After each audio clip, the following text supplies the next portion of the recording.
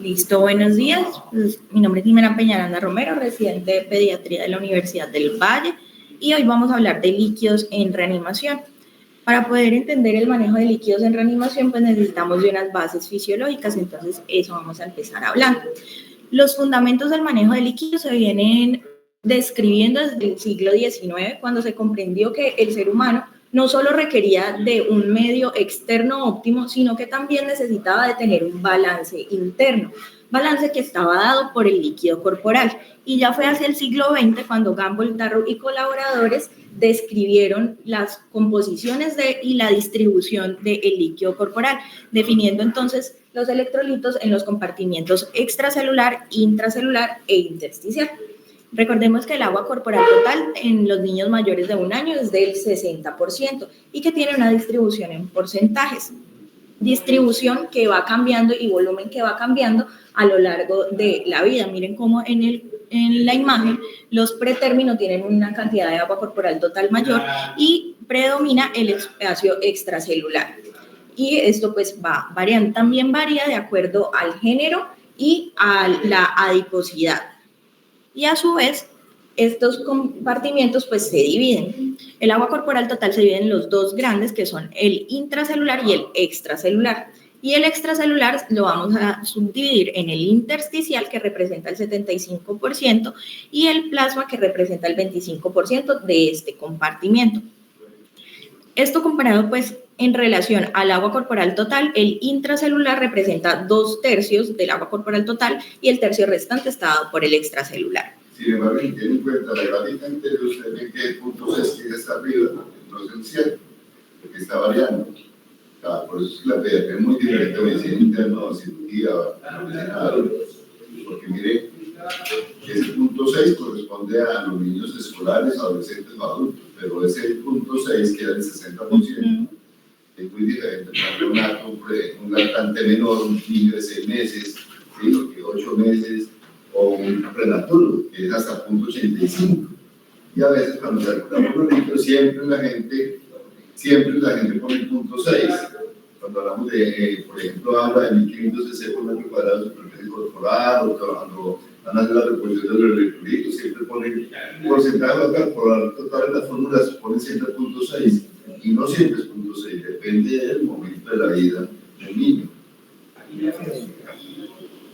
Y resaltar que el espacio extracelular, que está subdividido, como mencionaba, tiene el espacio intersticial, que está compuesto por el líquido celular intersticial, que funciona como puente, que es el que está en la imagen, que funciona como puente entre el vaso capilar y las células. Entonces es ahí donde ocurre el intercambio de solutos. Está compuesto por una matriz extracelular, una matriz de colágeno que le permite a ese espacio tener una rigidez que se conserve cuando hay pérdidas de volumen, que pues es lo que vamos a ir hablando. Y además pues funciona como un reservorio cuando hay pérdidas de ese líquido extracelular.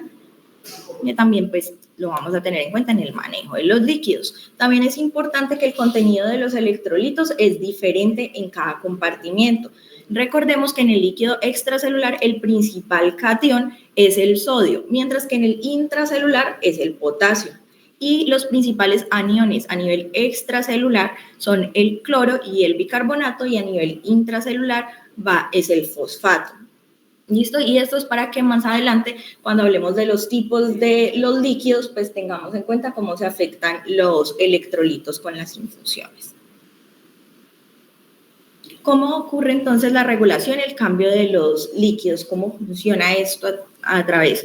Porque un problema frecuente al tratar los pacientes con enfermedades graves es mantener o buscar mantener los líquidos en cierto compartimiento, bien sea en el intracelular, en el extracelular, o lograr garantizar pues el equilibrio entre todos. Entonces, entre el líquido intersticial y el capilar, principalmente en composición es muy similar. La diferencia va a estar dada en las proteínas que están en el plasma, que casi no tienen paso, en una proporción muy, muy mínima, realmente pasan al líquido intersticial en un estado normal. Y entonces va a estar dado principalmente su movimiento por la presión hidrostática y la presión coloidosmótica. mientras que entre el espacio intersticial y el intracelular, esa membrana es muy permeable al agua, pero es muy poco permeable a los solutos, incluso es poco permeable a solutos pequeñitos como el sodio y el cloruro, lo que hace que esto sea lo que determine el movimiento del agua. Como vamos a ver ahora con la difusión, el agua va a tender a ir hacia el espacio que mayor concentración de solutos tenga.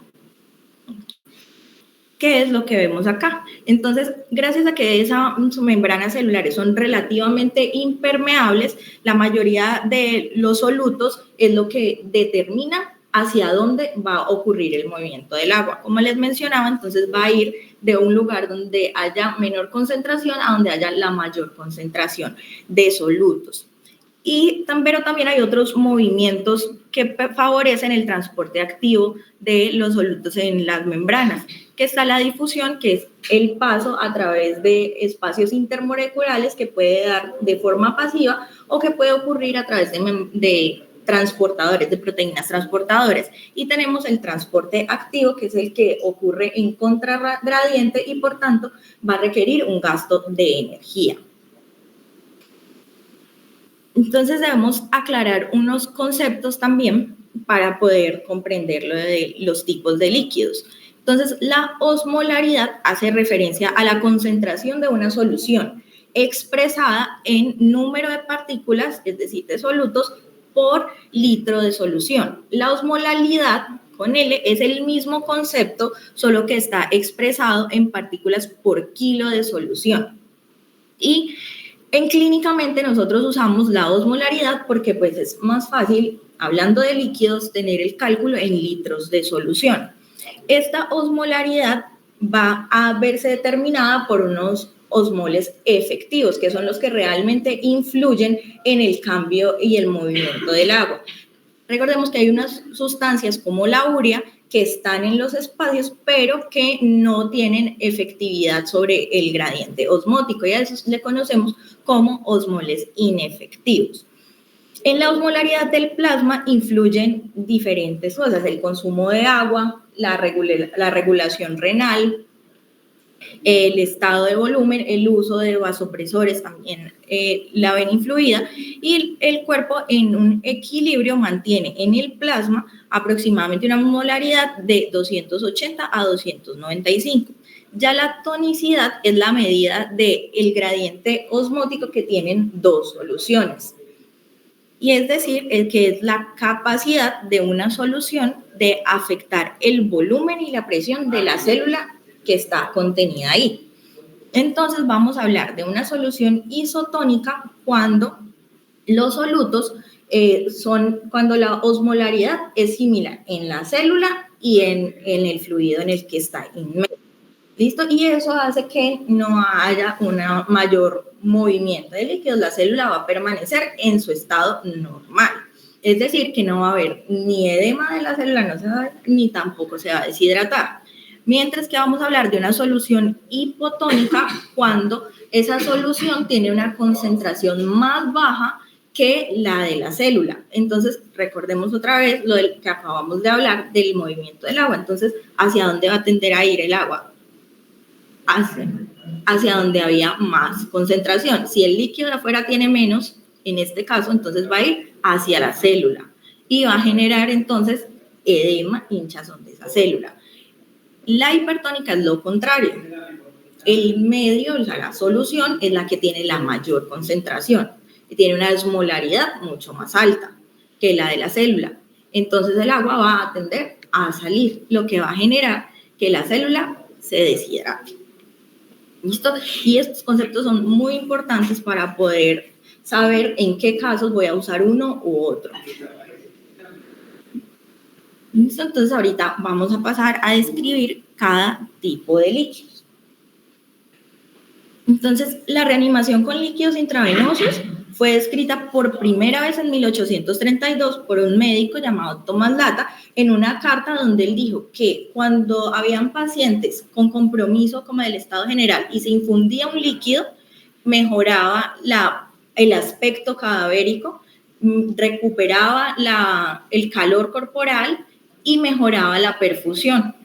Y esos son como los primeros datos que se tienen de la reanimación con líquidos. Exactamente qué líquido infundió el doctor se desconoce. Ya en 1880, un fisiólogo descubrió que si ponía eritrocitos en una solución salina al 0,9%, los eritrocitos permanecían en un estado normal. Y de ahí viene la palabra de que nosotros a la solución salina al 0,9% le llamemos solución salina normal, porque él notó que no afectaba, no lisaba los eritrocitos. Entonces ahí es que se dan las bases para el desarrollo de los líquidos isotónicos, que es realmente pues la forma correcta de llamar a la solución salina al 0,9%. Ya en 1880, un farmacólogo y fisiólogo, Sidney Ringer, descubrió que cuando ponía esa solución al 0,9% y además le añadía calcio y potasio, en los corazones de las ranas mejoraba la contractilidad cardíaca. Y esa fue la base para que un pediatra en 1832, de apellido Harman, que de ahí viene el Harman, lo ajustara para evitar la acidosis metabólica que se producía en los niños con diarrea cuando se usaba el lactato de Ringer en la forma en la que la había diseñado el doctor Sidney Ringer.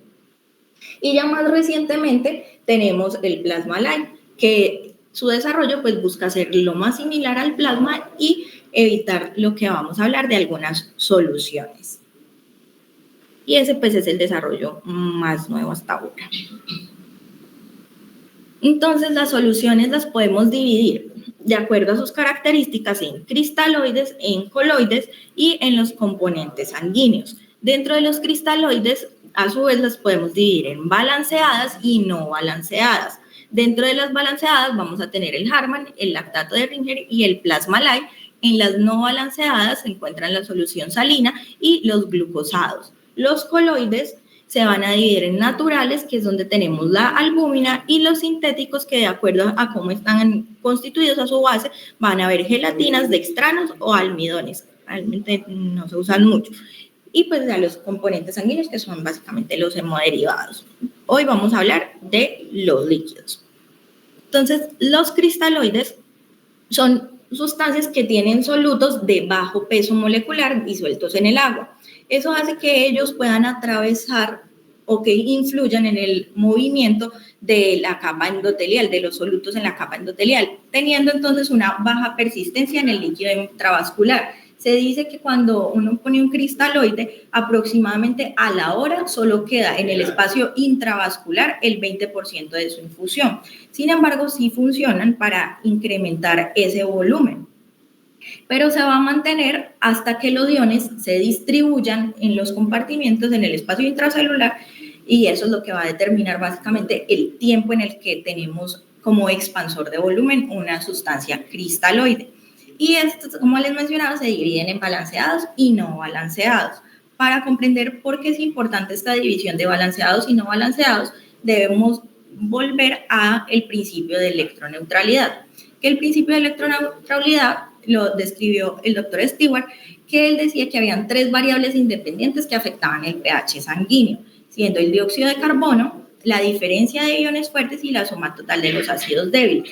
Con una sustancia, con un fluido, nosotros no logramos realmente impactar sobre el dióxido de carbono, pero sí tenemos impacto en la diferencia de iones fuertes, que la diferencia de iones fuertes es la suma de los cationes menos la suma de los aniones.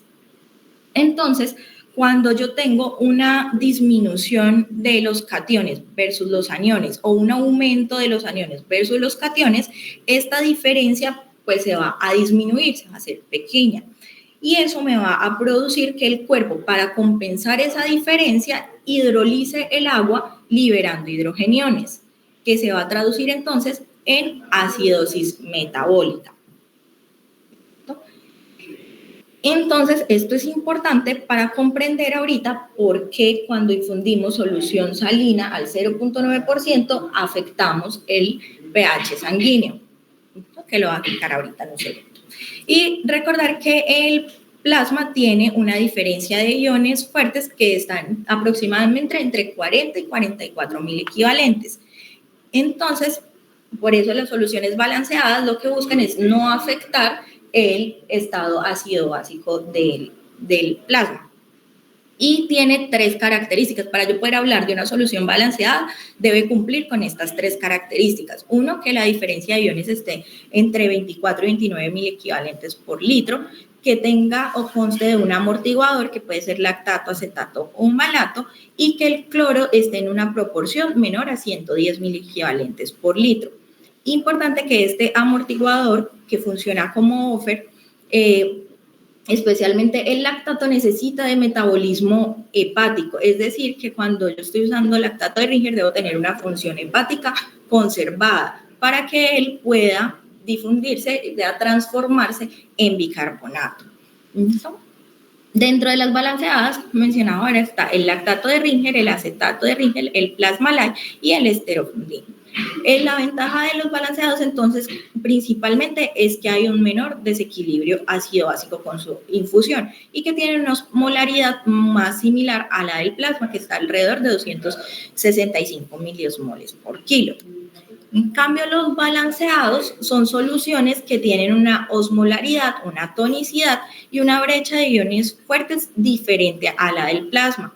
Aquí tenemos entonces la solución salina al 0.9, al 0.45, los líquidos glucosados, que tienen un efecto de dilución y por su concentración de cloro tienen el riesgo de hacer hipercloremia y por ende acidosis metabólica hiperclorémica, afectando así esta diferencia de iones fuertes de la que acabamos de hablar. Y la acidosis metabólica hiperclorémica clínicamente puede generar alteraciones musculares, disminución de la tasa de filtración glomerular. Y soluciones hipotónicas realmente no se usan porque se relacionan con aumento de la mortalidad. Como veíamos, pues va a generar mayor edema celular. Y tener en cuenta también que no solo es la solución salina normal al 0.9% la que da estas alteraciones en la diferenciación de iones, sino que las mezclas que yo haga con ella también van a afectar la diferencia de iones fuertes. Entonces, en esta tablita está el resumen de cómo están la osmolaridad y la tonicidad respecto al plasma de las diferentes soluciones cristaloides. ¿Listo? Viendo pues que el Plasma-Lite es el que más se asemeja al plasma en tonicidad y en osmolaridad. Y aquí ya está la composición respecto a los electrolitos. ¿Listo? Donde pues el cloro está en mayor proporción en la solución salina. Y pues en consecuencia pues afecta al pH. Ya los coloides son suspensiones acuosas con moléculas de gran peso molecular y que sean de gran peso molecular lo que afecta es la presión oncótica principalmente. Entonces no difunden como un disolvente, lo que atrae el agua al espacio intravascular y por eso permanece mayor tiempo. ¿Listo? No tiene efectos sobre el transporte de oxígeno ni en los coagulantes, porque realmente pues no tiene los componentes de un hemodiderivado. Y está compuesto de proteínas o de carbohidratos. Entonces, las gelatinas, que son polipéptidos derivados de colágeno bovino, tienen un peso molecular de aproximadamente 35 kilodaltons. Eso es un peso molecular importante, lo que hace que pues, el líquido permanezca mayor tiempo. Sin embargo, su metabolismo va a ser principalmente renal, porque el riñón puede eliminar proteínas de hasta 40 kilodaltons. Entonces, pues va a depender de la función renal, la eliminación de las gelatinas. La desventaja es que estas gelatinas se han relacionado con reacciones urticariformes de alergias, pues en relación a que viene de un derivado bovino. Y que realmente también la función o la capacidad que tiene como expansor de volumen va a depender del estado del glicocálix, del que vamos a hablar más adelante. ¿Listo? Pero en un glucocálix sano, pues este es como teóricamente el funcionamiento de una gelatina. Dentro de las gelatinas, pues las que hay son las que se ven en el borde derecho del Hellofuncin, Isoplex, Volplex y Amacel.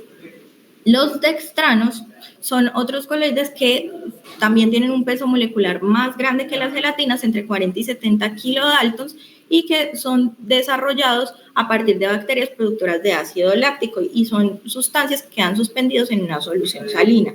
Funcionan como un expansor de volumen, pero tienen también efectos anticoagulantes. Reducen la agregación plaquetaria y también afectan los niveles de von Willebrand. Y se ha visto, y realmente ya no se usan, porque se relacionó con nefrotoxicidad y lesión renal aguda. Y además tenía una mayor tasa de reacciones anafilácticas comparadas con las gelatinas. Listo. Los almidones, que también son polímeros sintéticos de glucosa, estos almidones hay diferentes tipos que dependen de su peso molecular, del grado de sustitución de glucosa y la relación de su carbono 2 y el carbono 6. Y de acuerdo a eso es que se le va a conferir la capacidad como expansión de volumen. Sin embargo, los almidones también tienen, en grandes ensayos se ha demostrado que hacen un daño directo al riñón y que no han sido como superiores o seguros respecto a la administración de cristaloides. Y pues el daño renal ha incrementado en las tasas de mortalidad en los estudios que se han realizado, entonces tampoco es de los que se usan mucho en pediatría. Y de los últimos coloides que vamos a hablar es la albúmina, que es un polipéptido purificado derivado del plasma de donantes. Es con un peso molecular grande, miren, de 65 a 69 kilodaltons, lo que hace que su metabolismo pues no sea renal, por ende no tiene un efecto nefrotóxico. Al tener este peso molecular, hace que se permanezca mayor tiempo en el espacio intravascular y que sirva también para control del edema, funciona para reabsorber líquido. Y sin embargo, cuando han comparado la albúmina con los cristaloides en reanimación, especialmente en sepsis, no ha demostrado ser superior o impactar respecto a la mortalidad.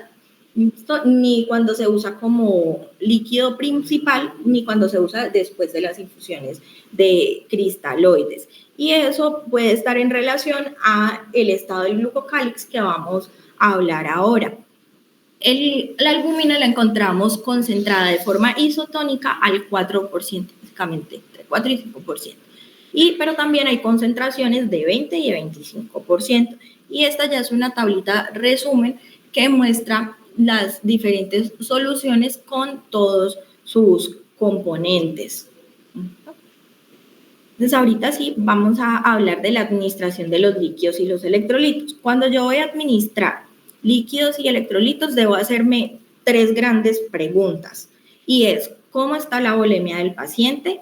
¿Qué anormalidades electrolíticas existen? ¿Y cuál es la condición, cuál es la patofisiología de la condición médica que tiene el paciente? Y de acuerdo a esas preguntas es que yo voy a definir qué líquidos voy a usar. Porque podemos usar líquidos de mantenimiento para reponer o ya los líquidos en reanimación, que es de lo que vamos a hablar hoy. Los líquidos de mantenimiento lo que buscan es garantizar los requerimientos mínimos del niño y por tanto pues va a ser la prescripción que contenga agua, glucosa y electrolitos. Los líquidos de reposición ya son líquidos adicionales que yo le voy a poner a mi paciente y eso va a venir en relación a la pérdida que él esté perdiendo y qué tipo de sustancia y qué alteraciones electrolíticas me está generando esa pérdida de líquidos. Ya la reanimación lo que va a buscar es corregir el déficit de volumen rápidamente para restaurar la perfusión y evitar pues, que el niño permanezca en choque, que es de lo que vamos a hablar. Entonces, recordar un poco lo que nos explicó Adri ayer. El choque, recordemos que es una condición que amenaza la vida, que se traduce en una falla del sistema cardiovascular para garantizar la perfusión. Y si yo no tengo perfusión, esa hipoxia va a desencadenarnos un metabolismo anaerobio que finalmente, por toda la cascada que Adri nos explicó ayer, va a terminar en disfunción celular orgánica, falla multiorgánica y finalmente la muerte. Hay diferentes tipos de choque, como veíamos. Finalmente, el choque termina en una disfunción de la válvula, bien sea por disminución de la precarga, aumento de la poscarga, y que se traduce básicamente en una entrega muy deficiente de oxígeno, que es algo que tenemos que tener en mente cuando estemos manejando un choque. Y esto hace que haya un desacople entre la macrocirculación y la microcirculación y se pierdan esos mecanismos de regulación que nos explicaba Ari. Y es importante también tener en cuenta que en la fase final del choque, cuando ya hay tanta inflamación, hay también como un choque distributivo. Y eso hace que en la fase final de un choque el manejo hídrico sea muy refractario y por eso tengamos que pasar a los vasopresores inotrópicos de los que vamos a hablar mañana. Independiente del tipo de choque, todos los choques tienen cierto grado de hipovolemia, entendido como que en el espacio intravascular se va a dar un déficit de líquido. Y como nos explicaba Adri, identificarlo rápidamente en pediatría, pues si no estamos agudizados puede ser complejo, porque puede hacerse de forma compensada, es decir, que no altere tanto las constantes hemodinámicas como ocurre en los adultos. Entonces, para tener en mente, no esperar a que el niño tenga hipotensión, que ya es una marca de un choque muy descompensado, de un gasto cardíaco extremadamente bajo. Entonces, ¿cuál va a ser el objetivo de la fluidoterapia y que es un punto clave de la reanimación? Va a ser aumentar el flujo sanguíneo global, garantizar una adecuada perfusión tisular que a su vez permita que se vuelva al metabolismo celular del oxígeno. Pero, aunque es una piedra angular, el manejo no es sencillo, porque tanto no reponerlo, o sea, no volverlo de forma adecuada, el espacio intravascular a su volumen adecuado, como sobrecargarlo, tiene efectos deleterios y no logra compensar el choque. ¿Por qué? Porque la entrega de oxígeno, tanto en hipovolemia como en sobrecarga, se va a ver afectado, como lo vemos en la gráfica.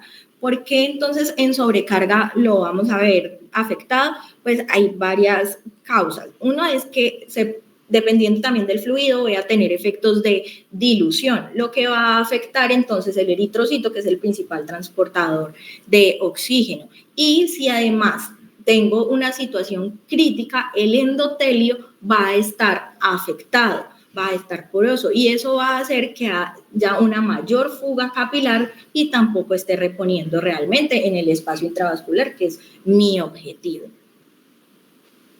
Entonces, ¿por qué el estado del endotelio entonces es importante? Y eso, digamos que es lo que está tendiendo a modificar el manejo de líquidos. Recordemos pues que el endotelio es la capa que tapiza todas las células que separan los tejidos de la sangre y este a su vez está compuesto por el glicocálix, que es como una malla, un enrejado que está compuesto de glicoproteínas de Sindecan, de conditrinsulfato, de hialuronato, de heparansulfato y eso pues confiere que sea una barrera protectora de la célula endotelial y que interacciona con diferentes proteínas, entre ellas interacciona con la albúmina y ya vamos a ver cómo cada líquido afecta esto. Y tiene unas moléculas de adhesión que es lo que mantiene pues junta esa malla. De la más importante o la que más se está estudiando es el Sindecan 1, que como vamos a ver ahorita en la siguiente diapositiva, cuando se rompe queda expuesto y se está intentando usar como un biomarcador temprano de choque o de daño endotelial. Pero pues eso todavía está en estudios. Y el glicocálix entonces, al ser como esa malla, tiene un rol fundamental en el paso de líquidos de todas las macromoléculas y al espacio pues intracelular. Entonces, ¿qué ocurre cuando se daña? Se exteriorizan esas moléculas de Sindecan sulfato, que son estos pelitos de aquí, y lo que hacen es entonces atraer más leucocitos al endotelio, haciendo que haya una respuesta inflamatoria mayor y mayor lesión ahí. Además, pues como se pierden esas uniones intercelulares, pues va a haber un aumento de la permeabilidad. ¿Listo? Se hacen como si fueran una especie de poros, habiendo un mayor paso de fluidos y de moléculas y migrando entonces las proteínas al espacio transendotelial. Además, el glucocálix tiene funciones importantes tanto en la coagulación como en la anticoagulación. En la coagulación activa el factor de von Willebrand, que recordemos que tiene que ver con la adhesión plaquetaria cuando está dañado el vaso y puede ser secretado inducido por la secreción de sustancias proinflamatorias, como el factor de necrosis tumoral alfa, la interleuquina 6, la interleuquina 8 y otros multímeros. Y también se activa el factor tisular, que es una glucoproteína que es procoagulante y que se sintetiza ahí en el endotelio y en los leucocitos. Y lo que busca es un paso de activación de la membrana, de la cascada, de coagulación. A nivel del efecto anticoagulante, regula el factor tisular, regula la acción del factor tisular, activando su inhibición y activa también la proteína C y el receptor de esa proteína C. Y además, él actúa inhibiendo el factor tisular del plasminógeno, haciendo entonces pues también trombolisis. Starling, en su hipótesis tradicional, describió que los fluidos, el movimiento estaba dado principalmente por dos fuerzas, la presión oncótica y la presión hidrostática. Sin embargo, muchos estudios en las últimas décadas han visto que pues eso no se mantiene del todo así, que sustancias, por ejemplo, los coloides, que aumentan la presión oncótica en teoría, clínicamente no tenían ese efecto que se esperaba y que se describía a nivel teórico.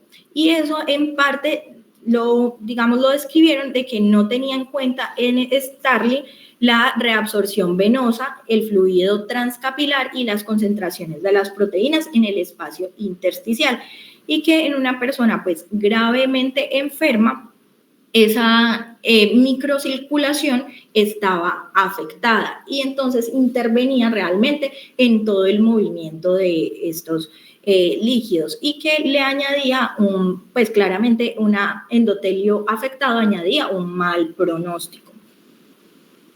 Además, que cuando se daña también se perdía la integridad y la electroneutralidad del endotelio, haciendo pues que haya alteraciones con algunas proteínas, entre ellas la albúmina. Y eso llevó a que se modificara la ley y a que se teorizara de por qué no hay una absorción esperada en ciertas condiciones médicas. Entonces, eso llevó a describir el estado estacionario o el estado de no absorción. Entonces, cuando hay una pérdida de volumen y se pierde presión oncótica de un capilar, rápidamente las venas, que funcionan como reservorio, aumentan su presión hidrostática y logran generar absorción. Pero si esto dura aproximadamente entre 15 y 30 minutos. Pero después de eso va a llegar a una fase donde, pese al incremento de la presión oncótica a nivel intravascular, no va a haber una reabsorción. Lo que va a ocurrir es que se va a favorecer una filtración, es decir, que va a pasar a ese espacio intersticial. ¿Listo? Y eso, digamos que está en parte explicado por el subglucocálix. Y hacia ella es que está llegando. En ese subglucocálix lo que han identificado es que hay un aumento de la presión oncótica que empieza como a pelear, digamos, de alguna forma con esa presión, hay un aumento de la hidrostática que empieza a pelear con esa presión oncótica, lo que favorece precisamente aún más esa filtración. Y eso va a depender qué grado de filtración ocurra y qué tanto espacio haya en ese subglucocálix, va a depender del desprendimiento del endotelio, de cuál era el estado de volumen previo del paciente, de la permeabilidad endotelial, de la velocidad de infusión y del grado de vasoconstricción. Entonces, ahorita vamos a hablar de cómo afectan los diferentes fluidos, el glicocálix.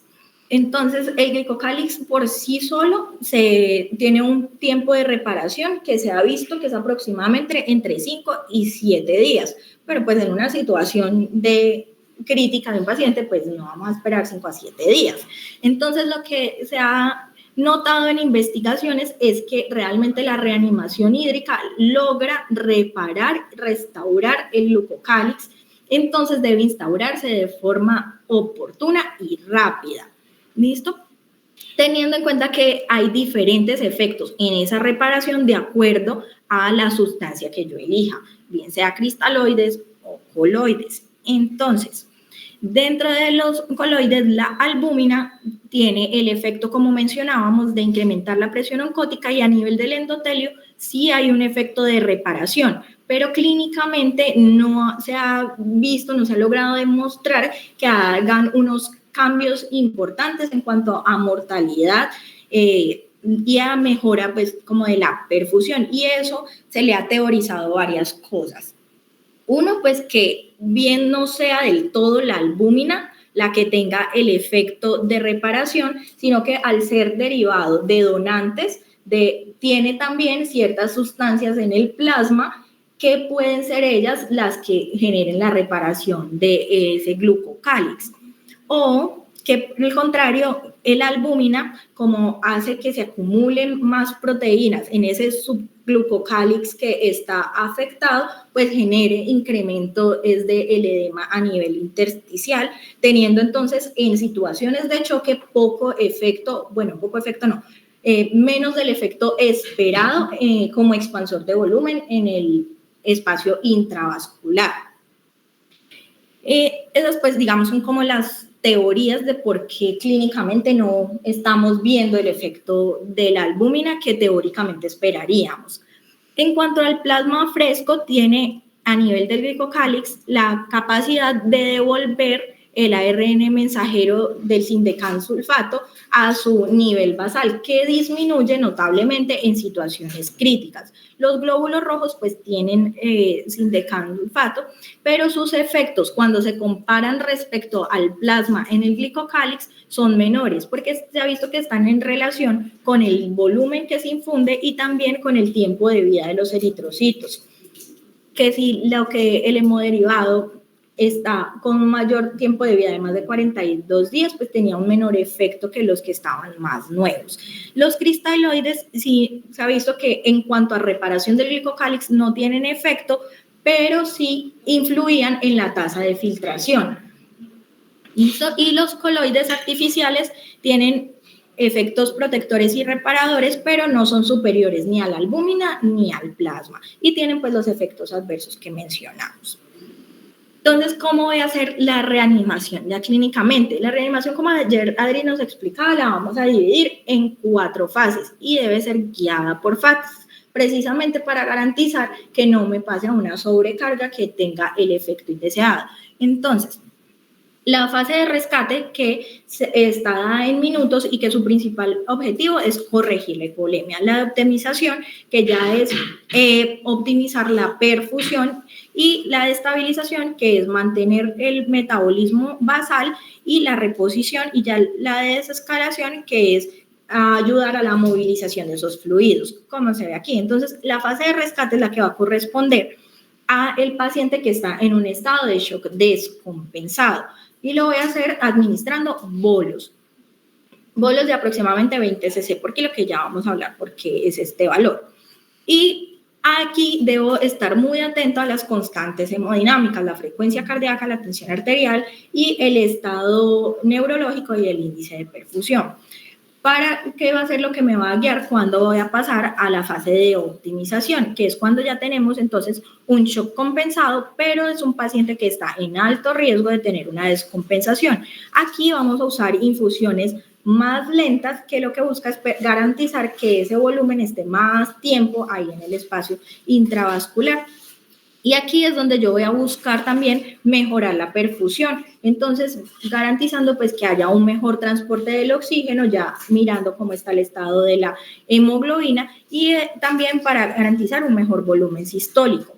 Ahí, entonces, son infusiones más de un volumen menor, entre 5 y 10 mililitros por kilo, a una razón de 20 a 30 minutos. Y vamos a estarnos guiando también por ya la diuresis, que nos va a marcar también cuando pasamos a la fase de estabilización, que ya apunta al mantenimiento y al reemplazo de las pérdidas, y se busca mantener entonces un balance neutro, siendo muy importante entonces que hagamos un balance de líquidos. Y ya el desescalonamiento era la movilización de los fluidos, y los niños en situaciones críticas elevan también el ADH y eso hace que tengan una mayor retención de líquidos. Entonces, en esta fase hacemos como una especie de restricción relativa de los líquidos. Entonces, ¿qué líquidos debería usar? Solución salina, puse normal porque el artículo dice, o balanceada. Este es un metaanálisis que tomó 13 estudios que correspondían a 11.848 pacientes en edades pediátricas después de 28 días, que habían sido reanimados con concentraciones mayores o iguales de 20 mililitros por kilo de volumen, perdón. Y básicamente en estados de shock séptico, dengue, deshidratación por diarrea, y solo hubo 2 casos que se reportaron dentro de cetoacidosis. Ellos encontraron que en la mayoría de los estudios no había una diferencia en cuanto a la hipercloremia, a la alteración renal, el riesgo de terapia de reemplazo renal, vasopresores, ventilación mecánica o estancia hospitalaria o mortalidad. Sin embargo, uno de los estudios que ellos analizaron más grandes sí mostró que había un incremento en la hipercloremia y que se relacionó con lesión renal aguda, disfunción orgánica, y llevó finalmente pues a la muerte en el shock séptico. Y otro estudio observacional, también de los más grandes, reportaba que efectivamente sí habían diferencias dadas principalmente por la hipercloremia. Entonces, en conclusión, cristaloides balanceados idealmente. ¿Listo? Entonces, en cuanto al volumen y la velocidad, realmente en cuanto a la velocidad no es que haya un consenso, lo que se conoce es que cuando yo infundo de 10 a 25 cc por kilo en 30 minutos se logra la expansión del volumen plasmático en su totalidad y que tarda otros 30 minutos en redistribuirse, y eso hay que tenerlo en cuenta cuando tenemos una hemorragia no controlada, porque es como si hiciera una ola o un golpeteo y va a barrer con el tapón hemostático, entonces tenemos un riesgo de resangrado. Lo que se sabe también es que infusiones rápidas de más de 40 cc por minuto son más perjudiciales que infusiones de forma lenta y que pueden llevar a un mayor edema, y que la expansión de volumen en los hombres pues es mayor. Entonces aquí en conclusión, especialmente en el shock séptico, entonces, ¿qué tipo de líquidos? Cristaloides balanceados idealmente. En cuanto al volumen y la cantidad, se pueden usar volúmenes grandes de 40 a 60, pero el estudio FEST, que fue también un estudio grande, dijo que cuando se usaban estos volúmenes grandes, especialmente en condiciones de anemia grave, desnutrición o malaria, terminaba siendo realmente perjudicial. Entonces, que si yo iba a usar esos volúmenes tan grandes, debía ser en un niño que tuviera ya hipotensión y que estuviera en un lugar con disponibilidad de una unidad de cuidados intensivos. Entonces, la recomendación está en bolos de 10 a 20 mililitros por kilo. En cuanto a la velocidad, realmente lo que les decía, no hay consenso, se habla de aproximadamente entre 15 a 20 minutos, pero la tendencia es que sean infusiones lentas. Y teniendo en cuenta vigilar la sobrecarga, que cuando tengo una sobrecarga de más del 10% se asocia con mayor mortalidad. El hacer la reanimación guiada por etapas ha demostrado una menor tasa de uso de diuréticos, terapia de reemplazo renal y unos mejores resultados clínicos. En cuanto al shock cardiogénico, sí debo tener en cuenta que pues tengo una disfunción de bomba, entonces el volumen de líquidos no va a ser tan alto como en el shock séptico, no va a ser tan agresivo. Entonces ahí nos vamos con volúmenes de 5 a 10 mililitros por kilo en 20 a 30 minutos, teniendo en cuenta que aquí es una disfunción de bomba y debo pasar rápidamente al uso de inotrópicos. Y en el hipovolémico vamos a depender de qué es lo que yo estoy perdiendo. Si yo estoy perdiendo líquidos, voy a preferir los cristaloides. Si estoy perdiendo sangre por una hemorragia, es preferible la reanimación con hemoderivados. Entonces, ya finalmente, en conclusión, en el contexto de líquidos, para que se nos quede en la cabeza, voy a reanimar con cristaloides, sin dextrosa, garantizando un sodio principalmente que permanezca estable a un volumen de 10 a 20 cc por kilo y velocidades que todavía no se sabe muy bien, pero pueden ir desde los 5 hasta los 20 minutos, teniendo en cuenta el uso temprano de hemoderivados si estamos frente a una hemorragia. Entonces, finalmente, para cerrar, como vemos, la reanimación hídrica pues es un punto fundamental en el manejo del choque. Los consensos realmente son escasos y hay muchos estudios en desarrollo gracias a la descripción del endotelio, el glucocálix y la microcirculación, que es lo que va a dar pues la pauta de las nuevas reanimaciones. En cuanto a hemoderivados, que no alcanzamos a hablar en la charla, los protocolos de transfusión masiva en niños tampoco están claramente descritos. Y pues finalmente el mensaje grande es que no existe una receta para el manejo de líquidos. Realmente es lo que el paciente y la fisiología nos indiquen. Eso es todo. Muchas gracias.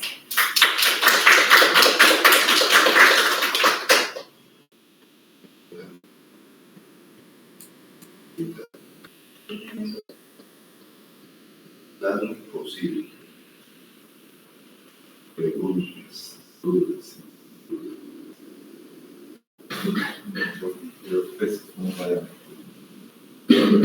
Mañana me llegas temprano, por favor.